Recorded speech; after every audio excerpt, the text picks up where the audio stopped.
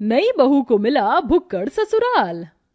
लड़के का परिवार अच्छा है। 3 नंद, माता पिता, साथ में 2 छोटे भाई भी हैं। लड़का इंजीनियर है और बहुत पैसे कमाता है। ये सुनते ही नैना के होश उड़ जाते हैं।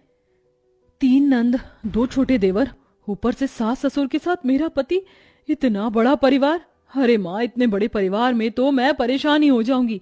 काम भी करूं और उनके ताने भी अलग से सुनो। अरे बेटी, परेशान क्यों होती है? पंडित जी, मेरी बेटी के लिए ससुराल ऐसा दिखाओ जहां माता पिता और लड़का इकलौता हो, ताकि मेरी बेटी को ज्यादा परेशानी ना उठानी पड़े। चलिए, अगर ऐसी बात है तो ठीक है। मैं आपको एक अमीर घर का रिश्ता दिखाता हूँ। इकलौता बेटा है, साथ में माता पिता रहते हैं। नैना जैसे ही लड़के की फोटो देखती है, उसे लड़के की तस्वीर अच्छी लगती है। अरे लड़का तो अच्छा है, इकलौता है, परिवार भी छोटा है, और क्या ही चाहिए। माँ, मुझे लड़का पसंद है। ओहो पगली, चलो ठीक है, कोई लड़का तो तुझे पसंद आया। पंडित जी, अब आप इसी लड़के से मेरी बेटी के रिश्ते की बात चलाइए। हाँ हाँ बहन जी, बिल्कुल। फिर क्या था, पंडित उस अमीर घर में जाकर रिश्ते की बात कर लेता है। अब दोनों परिवार एक दूसरे से मिलने लगते हैं और उनका आना जाना लगा रहता है। बहुत जल्द शादी की तारीख भी निकल आती है। मुझे नहीं पता था कि इतनी जल्दी शादी की तारीख भी निकल आएगी। बेटी, अपने ससुराल में जाकर खुश रहना। खुश तो रहूंगी ही माँ, छोटा सा परिवार है, सुबह शाम रोटी, दोपहर में सोना, फिर रात को आराम करना। नैना को बहुत आसान लग रहा था, लेकिन वैसा होने नहीं वाला था। शादी होने के बाद जब वह अपने ससुराल आती है तो उसका ससुराल में घर बहुत बड़ा होता है, जिसमें उसे सफाई करने में ही बहुत ज्यादा समय लग जाता है। हे भगवान, अमीर घराने में तो आ गई, लेकिन यहाँ झाड़ू पोछा करते करते ही मेरी कमर टूट गई। तभी आवाज आती है, बहू, ओ बहू, अरे अभी तक तूने नाश्ता नहीं बनाया? नैना फटाफट सफाई करने के बाद अपनी सास के पास जाती है। माँ जी, बस रसोई में ही जा रही हूँ, मैं पहले सफाई कर रही थी। अच्छा सुनो, मेरी नंद और उसके बच्चे आज घर पर आ रहे हैं, उनके नाश्ते के लिए आलू के पराठे बना ले। और हाँ, शिवा आलू के पराठे नहीं खाता, उसे प्याज के पराठे पसंद है, उसके लिए वही बना देना। हेमलता ऐसा कहकर चली जाती है। लो जी, मिल गया ऑर्डर, अब इतने सारे लोगों के लिए पराठे बनाने होंगे। नैना ऐसा कहकर रसोई में चली जाती है, जहां वो बहुत सारा आटा गूंथती है। इतना सारा आटा गूंथने में ही मेरे हाथ दुखने लगे, अभी तो इनके पराठे भी बनाने हैं। नैना रसोई में आलू के पराठे बना ही रही थी कि हेमलता की नंद माहेश्वरी अपने बच्चों के साथ आ जाती है। अरे वाह, सही समय पर आई हूँ नंद जी, गरम गरम पराठे बन रहे हैं। बहू चलो, नाश्ते की टेबल पर ही बैठते हैं, वहीं पर बातें करेंगे। हेमलता पूरे परिवार के साथ नाश्ते की टेबल पर बैठ जाती है, जिसके बाद रसोई से नाश्ते की टेबल का सफर करते हुए नैना बहुत थक जाती है। हे भगवान, नाश्ते की टेबल पर आने आने में ही मेरी फिरकनी बन गई। मैंने तो छोटा सा परिवार समझकर इस घर में शादी की थी, यहाँ तो सबकी अलग ही फरमाइश चलती है। तभी नैना के पति शिवा की आवाज आती है। अरे नैना, मेरे प्याज के पराठे नहीं बनाए तुमने? अभी लाती हूँ जी। नैना प्याज के पराठे बनाकर अपने पति के लिए नाश्ते की टेबल पर लेकर आती है। ये लीजिए प्याज के पराठे। तभी माहेश्वरी कहती है, बहू के हाथों से पहली बार खाना खा रही हूँ, बहुत स्वादिष्ट है ये पराठे, ये लो तुम्हारा शगुन। इस तरह माहेश्वरी नैना को शगुन देकर जाती है। सब लोग बहुत खुश होते हैं, लेकिन नैना बहुत ज्यादा थक जाती है। सबके सो जाने के बाद वो सबके जूठे बर्तन भी धोने लगती है। आज तो पूरा दिन हो गया, मुझे लेटने का समय ही नहीं मिला। नैना बर्तन धोने के बाद अपने कमरे में जाने ही वाली थी कि तभी उसके ससुर उसे कॉफी बनाने के लिए कह देते हैं। अरे सुनो बहू, जरा 1 कप कॉफी बना देना। अभी बनाकर लाती हूँ पिताजी। नैना दोबारा रसोई में जाती है और कॉफी बनाकर अपने ससुर जी के लिए लेकर आती है।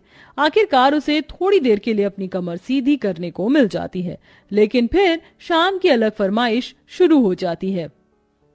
बहू, शाम के खाने में वेज बिरयानी, शाही कोरमा और चावल बना लेना। फिर से कोई आ रहा है क्या माँ जी घर पर? अरे नहीं, ये तो शिवा को बहुत पसंद है, इसीलिए बनवा रही हूँ। ठीक है माँ जी। अब शाम का खाना बनाने के लिए नैना फिर से रसोई में जाती है और खाना बनाते हुए खुद से ही कहती है, हे भगवान, कैसा परिवार मिला है मुझे। सुबह शाम मेरे ससुराल वालों को शाही पकवान ही चाहिए होते हैं, और इतने भुक्कड़ लोग हैं कि इन्हें हर थोड़ी देर में भूख लग जाती है। डिनर में इतना हैवी खाना कौन खाता है? मैं तो बेकार ही फंस गई इस घर में आकर। नैना ऐसा खुद से बोलते हुए खाना बनाती रहती है। उसे रसोई में बहुत गर्मी भी लगती है, लेकिन फिर भी वह खाना बनाती है। खाना तो बहू बहुत स्वादिष्ट लग रहा है, खुशबू से पता चल रहा है। हाँ हाँ, मेरी मेहनत जो लगी है, स्वादिष्ट तो होगा ही। नैना भी खाने की टेबल पर बैठकर खाना खाने ही वाली थी कि तभी किसी के आने की दस्तक होती है। हेलो गाइस, मेरे बिना ही खाना खा रहे हो? अरे बेटा चिराग, तुम यहाँ विदेश से कब लौटे? मेरे साथ मेरे कुछ दोस्त भी घर पर आए हैं। आज ही हम ऑस्ट्रेलिया से इंडिया आए हैं। कितने दिनों बाद तुझे देख रहा हूँ नैना। ये मेरे ताऊ जी का लड़का है, विदेश पढ़ने चला गया था बचपन में। मेरा जिगरी यार यही है। जाओ नैना, इन सब के लिए भी खाना परोस कर ले आओ। अगर रोटी कम हो तो और बना लेना। हेमलता ऐसा कहकर बेचारी नैना को फिर से रसोई में भेज देती है। नैना को खाने के साथ दोबारा से रोटियां भी बनानी पड़ती हैं और वो बहुत ज्यादा थक जाती है। सबको खाना खिलाते हुए उसी के लिए खाना नहीं बचता। ये लो, बस यही रह गया था, मेरे लिए थोड़ा भी खाना नहीं बचा। कैसे भुक्कड़ लोग हैं, एक बार भी मेरे बारे में नहीं सोचते हैं। नैना को बहुत बुरा लगता है। वो अपने कमरे में सोने चली जाती है। इसी तरह जब भी वह कुछ बनाया करती तो सारा खाना उसके ससुराल वाले ही खा जाते हैं और उसके लिए कुछ नहीं बचता। ऊपर से घर में मेहमानों का आना जाना लगा ही रहता है, जिसके चलते एक दिन नैना की बहुत ज्यादा तबीयत खराब हो जाती है। इनके शरीर में बहुत ज्यादा थकावट है। लगता है काफी दिनों से जरा भी आराम नहीं मिला है, इसलिए शरीर में कमजोरी हो गई है। ये मैंने दवाइयां दे दी हैं, बस आप इन्हें थोड़ा आराम करने दीजिए, जल्दी ही ठीक हो जाएंगी। डॉक्टर की ये बात सुनने के बाद हेमलता को अपनी गलती का एहसास होता है और वह अपनी बहू के पास जाकर उससे कहती है, जब से तुम इस घर के अंदर आई हो सारे काम तुम ही देख रही हो। मैंने तो कोई काम नहीं किया है और ये भी नहीं सोचा कि तुम कितनी थक जाती होगी। मुझे माफ कर देना बहू, लेकिन आज से मैं भी तुम्हारी मदद करवाया करूंगी। माँ जी, आपको माफी मांगने की जरूरत नहीं है। मैं इस घर की बहू हूं और घर की जिम्मेदारी समझना मेरा फर्ज है। नैना इतना कह रही थी कि तभी घर पर उसकी तबीयत के बारे में सुनते ही ताई जी, मौसी जी, बुआ जी सब आ जाती हैं उसकी देखरेख के लिए। हमारे रहते बहू को एक भी काम करने की जरूरत नहीं पड़ेगी। अरे बुआ ताई जी हैं ना, और मौसी जी भी हैं, हम सब मिलकर सारे काम कर लेंगे। इस तरह सब लोग नैना की बहुत अच्छे से देखरेख करते हैं। नैना को इससे ये समझ आता है कि रिश्तेदारों का आना जाना अच्छा होता है और सबके साथ प्यार प्रेम से रहना भी बहुत जरूरी है। जैसे ही वो ठीक हो जाती है, वो पहले की तरह फिर से घर की सारी जिम्मेदारियां खुद उठा लेती है। चलिए, आप सभी आज खाने की टेबल पर बैठिए। अब मेरी तबीयत बिल्कुल ठीक है। मैं आप सभी के लिए आपकी पसंद का खाना बनाऊंगी। नैना ऐसा कहकर रसोई में चली जाती है। पीछे से हेमलता आती है। अब से मैं भी तुम्हारी रसोई में मदद करवाया करूंगी और मैं जानती हूँ आखिरी में तुम्हारे लिए कुछ नहीं बचता, इसलिए पहले ही तुम अपने लिए खाना निकाल लिया करना।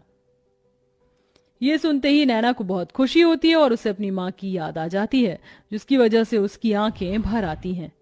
अरे ये क्या बहू, तू रोने क्यों लगी? बस आज आपकी बातें सुनकर मुझे अपनी माँ की याद आ गई।